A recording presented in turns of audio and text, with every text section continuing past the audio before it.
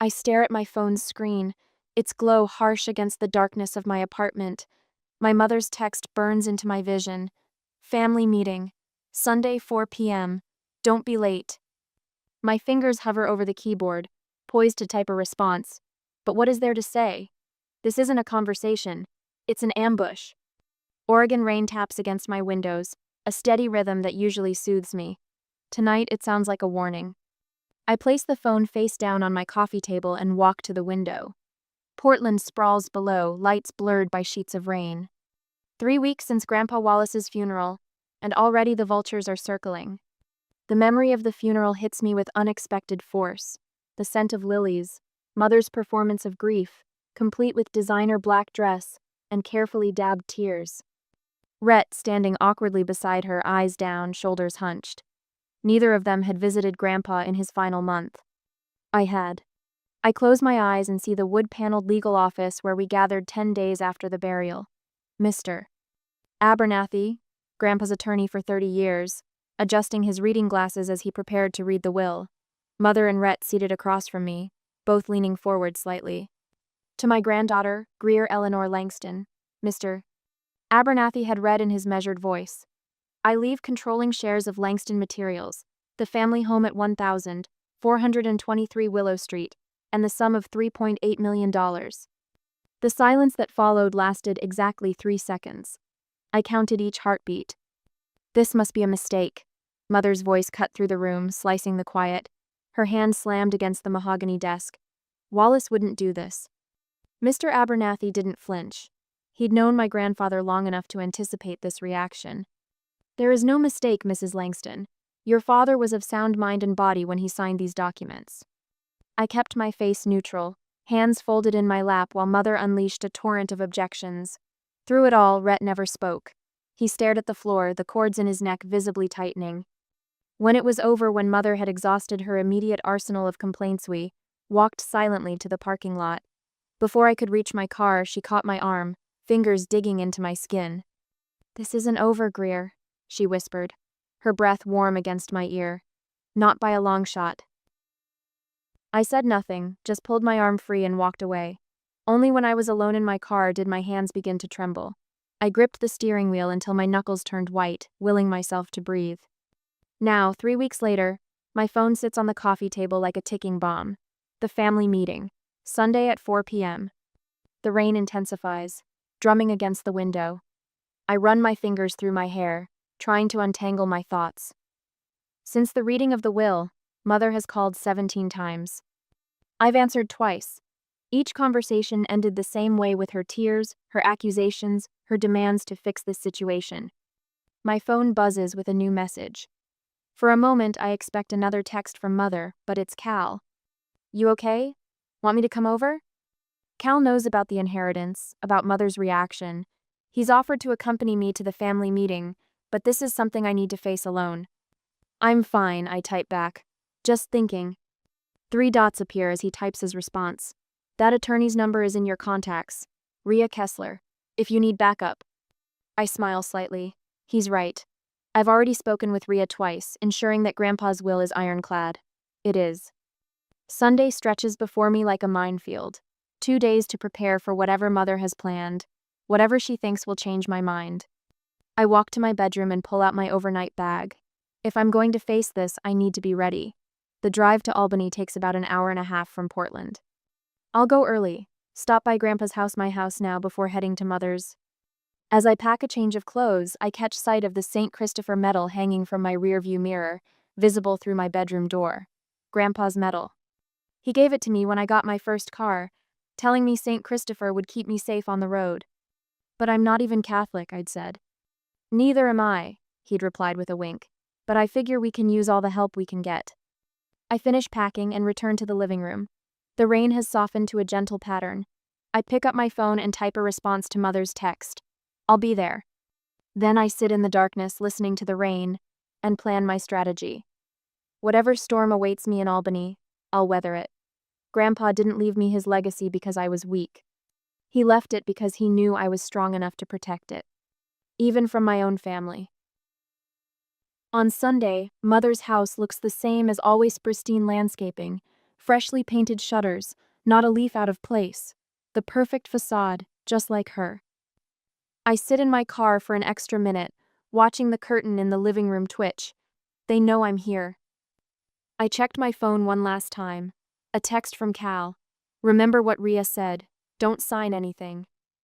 With a deep breath, I grab my leather portfolio, the one Grandpa Wallace gave me when I graduated with my MBA, and walk the familiar stone path to the front door.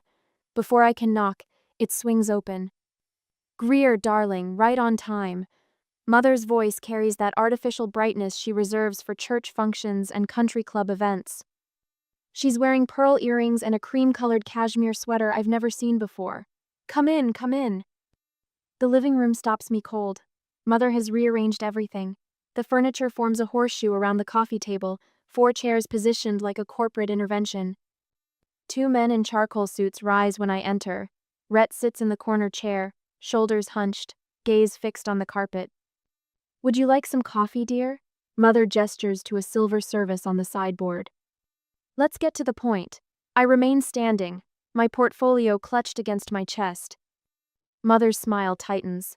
These gentlemen are Alan Prescott and William Davenport, family wealth advisors. Prescott extends his hand. Miss Langston, a pleasure. Your mother has told us so much about you. I bet she has. I shake his hand briefly, noting the monogrammed cufflinks, the practiced smile that doesn't reach his eyes. Please sit. Mother pats the center chair, positioned directly across from her, the hot seat. I sit, keeping my portfolio on my lap. Rhett still hasn't looked at me. Now, Greer. Mother begins, smoothing invisible wrinkles from her slacks. We've gathered because we're concerned about Grandpa Wallace's state of mind in his final days. He was perfectly lucid when I visited him. My voice comes out steadier than I feel. Visits are different from living with someone, Mother counters. Wallace became very confused toward the end. Dr. Harmon can confirm. You hadn't seen him in 6 weeks before he died. The room goes silent. Mother's smile freezes in place. I saw him 3 times a week, I continued. We discussed the business, his investments, his plans for the future. Prescott clears his throat. Family situations can be complicated, especially when grief is involved. We're still your family, Greer, Mother says, leaning forward. Her voice drops to that concerned tone she uses when she wants something. Wallace may have thought he was doing the right thing, but he didn't consider the broader implications for all of us. Davenport nods sympathetically. Multi-generational wealth requires careful management. The Langston family legacy. I'm well aware of our legacy. I cut him off. Grandpa and I discussed it extensively. Mother sighs dramatically. You'll understand when you have children of your own. Family responsibility isn't just about what's legally yours. My phone buzzes in my pocket. Another text. Then another. The barrage begins. Pastor Williams called this morning, Mother says, watching my reaction. He was quite concerned about the situation. Said he'd reach out to you directly. So that's what this is. She's rallied the troops, church ladies, family friends, anyone with influence she can muster. Delora has been the backbone of this family for years. Prescott says, using Mother's first name with practiced familiarity, the current distribution creates unnecessary tension in a family with such strong traditional values. My phone buzzes again. I ignore it. The advisors have drawn up some paperwork. Mother nods to Davenport, who slides a document across the coffee table. A voluntary redistribution agreement, something fair for everyone. I don't touch it. Define fair. You would retain 15% ownership of Langston Materials. A generous portion, Davenport explains, as if offering me a gift. The remainder would return to the family pool. Return, as if it had been stolen. We've all contributed to building what Wallace left behind, Mother adds. Your position at Meridian wouldn't exist without the connections your father and I provided. I feel a flash of heat rise in my chest but keep my expression neutral. Grandpa helped me get that interview. Mother had nothing to do with it. Through all this, Rhett hasn't spoken a word. His eyes dart between Mother and the advisors, fingers twisting the wedding band he still wears despite the separation Aubrey mentioned when we spoke last week. I think of Rhea Kessler, The Portland probate attorney Cal connected me with. Her voice echoes in my mind. Don't sign anything. Document everything. I'll need time to review this with my attorney. I don't reach for the document. Prescott smiles thinly. Of course, but family matters are best resolved within the family, don't you think? I value family, I say carefully. I also value Grandpa's wishes. His wishes were clouded by confusion. Mother snaps, mask slipping momentarily. She composes herself quickly. We simply want what's best for everyone. Best for her, she means. I caught Rhett's eye for the first time. Something passes between use a flicker of understanding, perhaps, or warning. I should go. I stand, tucking my portfolio under my arm. I have an early meeting tomorrow. Mother rises too, her smile brittle. Think about what we've discussed, Greer. People are talking. The situation reflects poorly on all of us. I nod non-committally and leave without another word, feeling their eyes on my back. In my car, I check my phone. 6 voicemails from numbers I recognize: church members, family friends, even my old high school tennis coach. Mother's been busy. Driving back to Portland through the darkness, rain starting to fall again, I grip the steering wheel until my knuckles turn white. The St. Christopher medal swings gently from my rearview mirror. Watch over me, I whisper to it. 3 hours later, a knock at my apartment door startles me. Through the peephole, I see Rhett, shoulders hunched against the rain, hair plastered to his forehead. Can I come in? He asks when I open the door. Mom's planning to sell the house. What? I step back to let him in. She can't. It's not hers.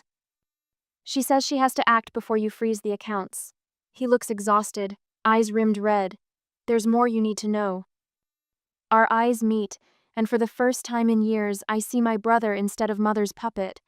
I open the door wider. Come inside. A week later, the knock startles me awake. 3 sharp raps against my apartment door, urgent enough to cut through the steady drumbeat of rain. My phone reads 11:43 p.m.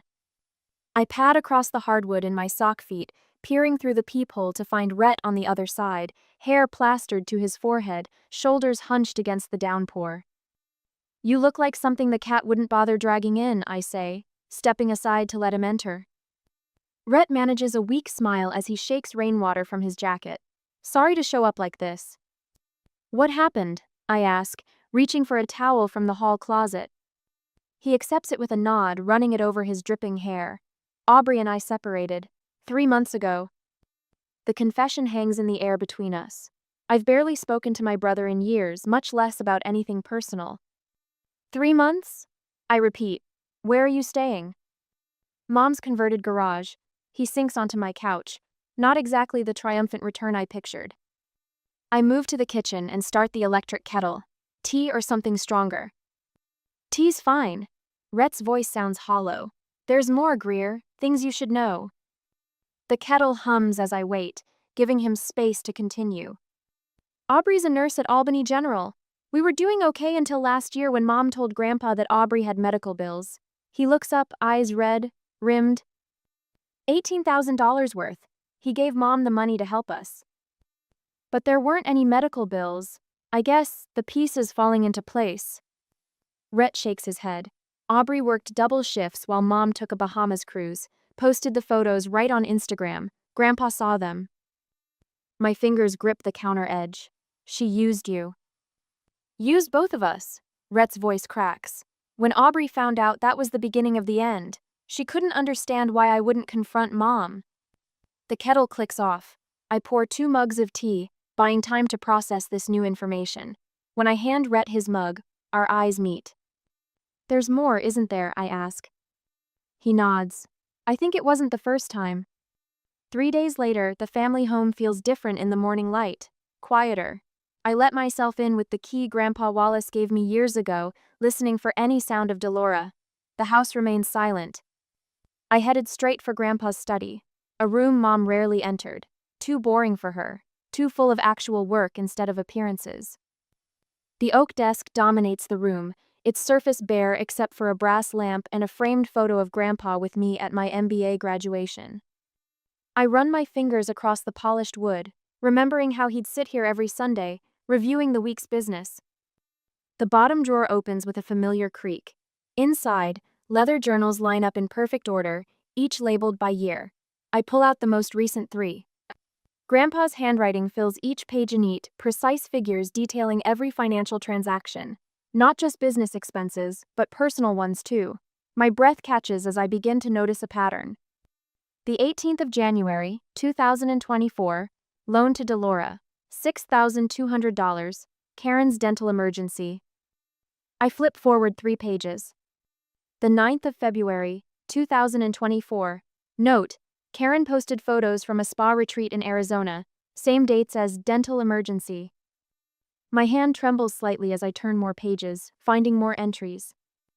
The 30th of March, 2024, loan to Delora, $4,500, Rhett's car repair.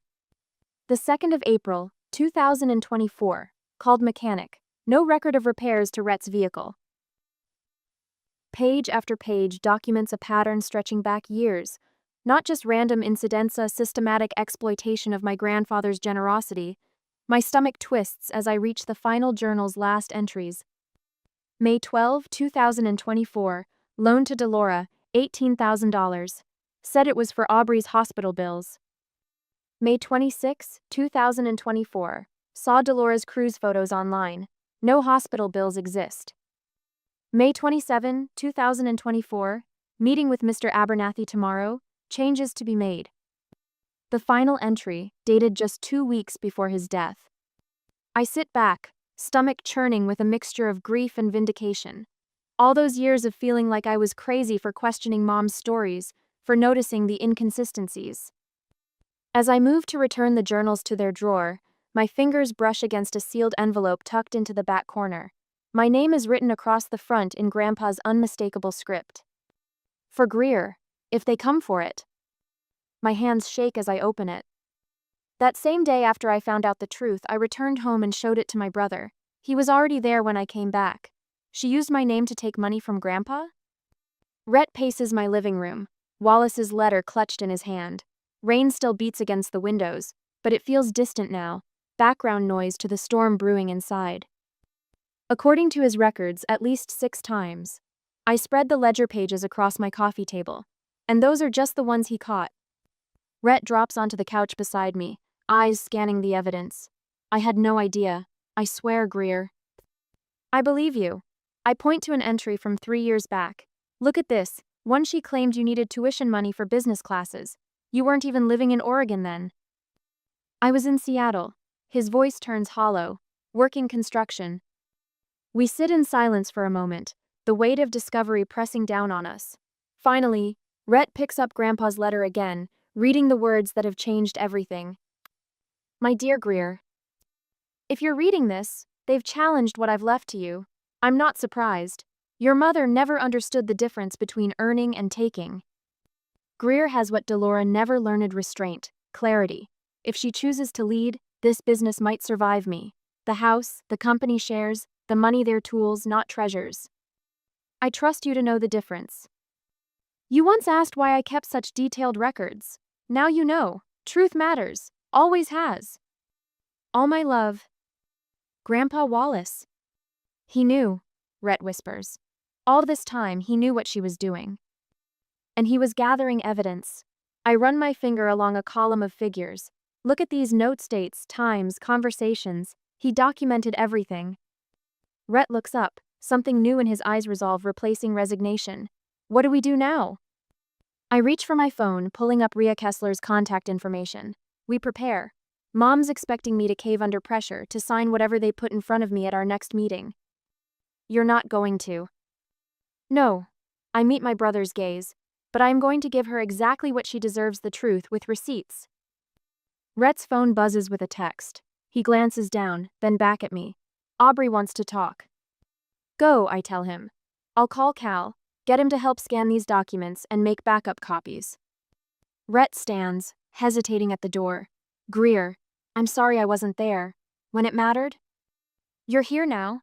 I walk over and briefly squeeze his arm. That matters. After he leaves, I stand in the center of my apartment, surrounded by the evidence of years of manipulation and lies. The rain has finally stopped, leaving a strange clarity in its wake. This ends now, I whisper to the empty room, feeling something shift and settle inside me with quiet certainty of knowing exactly what needs to be done. On another family meeting on Sunday, I arrive at the family home at 3:55 p.m., purposely early. The rain has finally stopped, leaving behind puddles that reflect a sky heavy with clouds. Inside my purse sits a folder containing everything Wallace left behind, not just his signature on a will, but the truth he'd been documenting for years. Mother opens the door before I can knock. Her smile stretches too wide across her face, not reaching her eyes. "Right on time," she says, ushering me inside. The living room has been rearranged since my last visit. 2 leather chairs face the sofa at precise angles. A coffee table sits between them, polished to a gleam.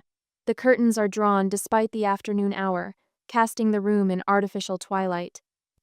The 2 advisors from last time stand as I enter. Their suits are different but might as well be identical: dark, expensive, anonymous. They nod in unison.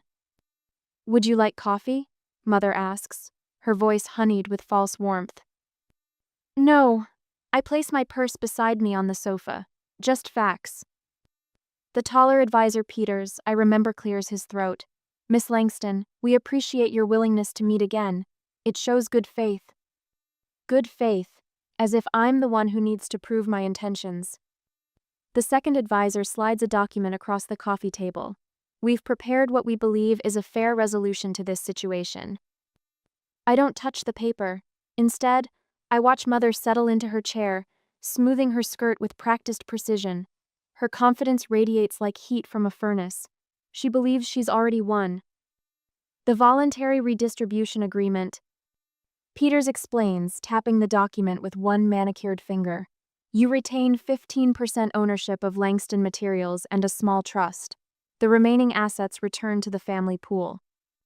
"For proper distribution," the other advisor adds, "more aligned with your grandfather's true intentions." Mother leans forward, her expression shifting to practiced concern. "Greer, honey, we all know Wallace wasn't himself those final months. You visited more than anyone, and while that was kind, it also gave you undue influence." The advisors nod in solemn agreement. They've rehearsed this, probably in this very room. Hours spent polishing their approach, anticipating my objections, preparing counters to any argument I might make. "You were always his favorite," Mother continues, "but favorites shouldn't receive everything. That's not how family works." The advisors maintain professional masks, but their eyes betray eagerness. They want their commission. They want this settled today. "The agreement includes a non-disclosure clause," Peters adds. "What happens in the family stays in the family." I listen silently, the folder heavy in my lap. I let them finish, watching their confidence grow with each unopposed statement. When they finally fall quiet, expectation hangs in the air like smoke. Before I respond, I say, my voice steadier than I feel, "I have some information to share." I open the folder methodically, laying out the first Documenta printed Instagram post. Mother on the deck of a cruise ship, cocktail in hand, dated during what she'd told Grandpa was Rhett's emergency medical procedure. "What is this?" Mother's voice sharpens. I place the second item beside it. A spa receipt from Arizona, dated during what she'd claimed was Karen's dental emergency. Then Wallace's handwritten ledger entries, each documenting a loan and its actual purpose. Discovered later. The silence grows thick. Peters shifts in his chair, papers rustling as he glances at his partner. The front door opens. Rhett steps into the living room earlier than planned, his eyes locked on the documents spread across the table. "You used my name?" His voice cracks slightly. "You told Grandpa I needed surgery money?" Mother's face drains of color. "Rhett, you don't understand." "I understand enough." He moves across the room, standing beside me instead of taking a seat next to Mother. The symbolism isn't lost on anyone in the room. I place Wallace's final letter on top of the evidence pile. My grandfather wasn't confused. He was finally seeing clearly. Peters coughs awkwardly, gathering his papers. "Mrs. Langston, you didn't mention these complications." That's not what happened. Mother's voice rises, desperation edging into her tone. Wallace was confused. These are old misunderstandings. Rhett picks up the cruise photo. This was last February. I was working double shifts at the plant while you told everyone I was recovering from surgery. The advisors exchange glances, recognition dawning. They've been misled about more than just the family dynamics. Perhaps, the second advisor suggests, standing, we should reconvene when? There won't be another meeting, I say quietly. The will stands as written. Mother's hands tremble as she grips the armrests of her chair. The careful facade she constructed is cracking, revealing the panic beneath. You can't do this to me, she whispers. I'm your mother. Yes, I say, meeting her eyes directly. And he was your father. The room falls silent except for the sound of shuffling papers as the advisors gather their belongings, sensing a losing battle. The power has shifted, tangible as gravity. Rhett remains standing beside me, his presence the final fracture in Mother's control. The battlefield has been cleared. The truth has done what no argument could. The silence lasts exactly 5 minutes after I place the final piece of evidence on the coffee table. A color photo of Mother on the deck of a cruise ship, champagne flute raised in triumph, time-stamped during the week she told Grandpa that Rhett needed money for medical bills. Mother's face transforms before my eyes, a mask slipping away to reveal something feral underneath. Her carefully constructed composure crumbles like a sandcastle hit by a wave. You had no right to go through Wallace's private papers. Her voice rises sharply, filling the living room. Those were confidential. They were at his desk. I say, my voice steady. The desk he left to me, along with everything else in this house. You've always been his favorite. Mother's accusation flies across the room, a poisoned arrow aimed at my heart. Always. Even when you were little, following him around like a shadow. He never saw what I sacrificed for this family. The wealth advisors shift uncomfortably on the sofa. The taller one clears his throat. Perhaps we can all take a moment to... Did you know? Rhett's question cuts through Mother's tirade. His voice is quiet but carries a weight I've never heard before. He picks up the cruise ship photo, studying it as if seeing Mother for the first time. Did you know Grandpa thought this money was for my medical expenses? Mother's attention swivels to him, her strategy visibly shifting. Rhett, darling, you don't understand how complicated family finances can be. That's not what I asked. My brother's voice remains soft, but there's steel underneath. Did you tell Grandpa the money was for me when it wasn't? I watch Mother's face, the rapid calculations happening behind her eyes. The moment stretches, pulls taut like a wire about to snap. Your grandfather was a controlling man, she finally says, her tone pivoting to wounded dignity. I had to frame things in ways he would understand. After all, I've sacrificed for this family. The vacations I never took when you were growing up, the career I put aside. The cruise ship looks nice, I say again, tapping the photo. So does the spa in Arizona during Karen's dental emergency.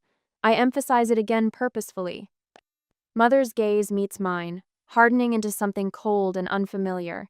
The shorter advisor begins gathering papers, sensing the shifting tide. My mother notices and places her hand on his arm, stealing his retreat. Greer, sweetie. Her voice drops, softens into the tone I remember from childhood's scraped knees and disappointments. Remember when you broke your arm falling from the treehouse? Who sat with you all night in the hospital? Remember how I taught you to bake those cinnamon rolls Wallace loved so much? The memory surfaces, Mother showing me how to roll the dough, her hands gentle over mine. For a moment, I feel 8 years old again, desperate for her approval. You were always smarter than Rhett, she continues, her voice honeyed now. Wallace saw that, I saw that. Rhett never appreciated you the way I did. I hear Rhett's sharp intake of breath beside me. The room fills with a tension thick enough to touch. Mrs. Langston. The taller advisor interrupts, his professional veneer cracking slightly. Perhaps we should consider a different approach to resolving this situation. The family's needs might be better served if... I'm not doing this to hurt you, I say, meeting Mother's gaze directly. I'm doing this because it's right. I place my hand on each document as I address her claims. These aren't fabrications. These are receipts with your signature. Bank transfers to your personal account. Your own social media post during emergencies that never happened. Mother's lips press into a thin line as I continue. This business, this house, they're now my responsibility. Not because I wanted them, but because Grandpa trusted me to protect what he built. My voice never rises, but I feel the weight of absolute certainty in my words. I owe Grandpa. That's who I'm honoring. The room falls silent again. Even the grandfather clock in the hallway seems to hold its tick. You owe us everything you are. Mother's voice cracks like a whip. Without me, without this family, you would be nothing. Her words hang in the air between us, a bridge burning to ash. Can I come with you? Rhett asks quietly, his eyes meeting mine. I nod, extending my hand to him. He takes it, rising from his chair to stand beside me. This isn't over, Mother hisses, her composure completely shattered now. You can't just walk away from your family. But that's exactly what we do. Rhett's hand in mine, we walk toward the front door, leaving Mother with her hired advisors. My brother pauses at the threshold, looking back once, but I don't. Some doors need to stay closed. The afternoon sun warms us as we step onto the porch. I hear the door close behind us with a soft click knot, a dramatic slam, just the quiet sound of one chapter ending and another beginning. In my car, the silence between Rhett and me isn't uncomfortable. It's a shared breath after years of holding air in our lungs. The weight of what just happened settles on our shoulders as I start the engine. We drive away from the family home, the tires crunching on the gravel driveway for what might be the last time. The Oregon sunset paints the sky in streaks of amber and gold, the light catching on the St. Christopher medal hanging from my rearview mirror. Thank you, Rhett says after several miles of silence. I reach over and squeeze his shoulder briefly. No words needed. The road stretches before us, leading away from the past and toward whatever comes next. We drive into the sunset, two survivors of the same storm, finally heading for calmer waters.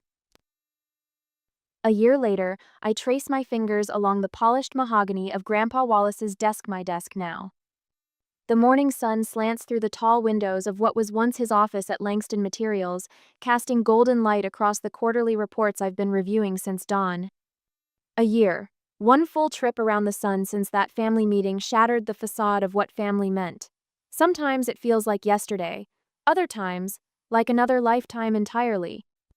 The framed photo of Wallace watches over me, his steady gaze a silent approval. Beside it sits his letter in its frame, the paper beginning to yellow slightly at the edges. Greer has what Delora never learned: restraint, clarity. His words anchored me through those first turbulent months.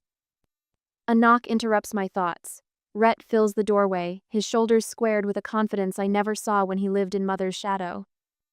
A far cry from the hunched figure who appeared at my apartment doorstep that rainy night, warning me about Mother's plans to sell the house. The Medford numbers just came in, he says, crossing the room with quick steps. Our eco-materials division exceeded projections by 17%. I can't help but smile. Wallace would have loved this. Sustainable practices with sustainable profits. Don't tell anyone, but I actually enjoy proving the old guard wrong. Rhett runs a hand through his hair, shorter now, more professional.